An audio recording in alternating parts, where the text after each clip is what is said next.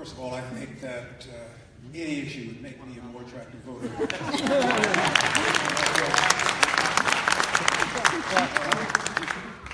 I will say that getting us back to our Constitution, just listening to the other candidates talk about the incarceration of millennials. You know, millennials are people too. But what I think will make me a more attractive Attorney General is making sure that our system is fair. As I travel around Virginia, I talk to a lot of people. I talk to millennials, I talk to older people. The message I'm getting is they believe our system is corrupt. They believe that the people who are enforcing the law, those who are applying the law, can do a better job.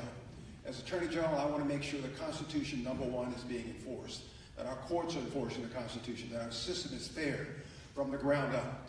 I want to make sure that the people who go through our system, they come out with a sense that they have had their day in court, or they've had justice given to them. I do feel, like Frank Wagner, that the security of Virginians is first and foremost. We can never overlook that.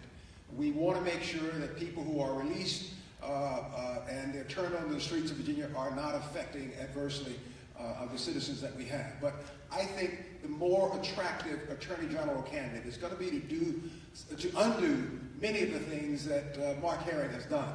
We cannot continue a policy where we don't have faith in our own laws.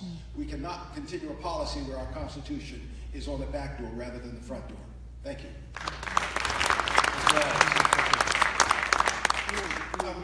It's what I do during the day when I'm not running for office. I help run one of the largest law firms in the country. It's based right here in Virginia, McGuire Woods. I was the hiring partner for 3 years. I have hired dozens and dozens and dozens of millennial lawyers. I have in my department that I run 63 now lawyers. Probably 20 of them are millennials, and I know this about millennials.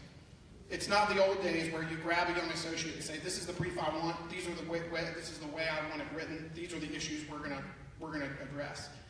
Millennials want to be a part of a step before that. They want to be in the room talking about the strategy. They don't want to be told what to do. They want to be a part of the process. It's actually intellectually invigorating to be with a young lawyer who's just coming out of law school, because they don't want to just carry out orders. They want to be a part of the decisional process of the strategy. So you tell me, if that's the way millennials think, if they want to be a part of the process, how in the world can they tolerate an attorney general who ignores the laws that the citizens pass? Right? How in the world can they accept the fact to be told by a big monolithic government, and even worse, an attorney general who ignores the laws passed by the government, this is the way it's going to be? They want to have their voice heard, and you can't have your voice heard if your attorney general ignores the laws you pass.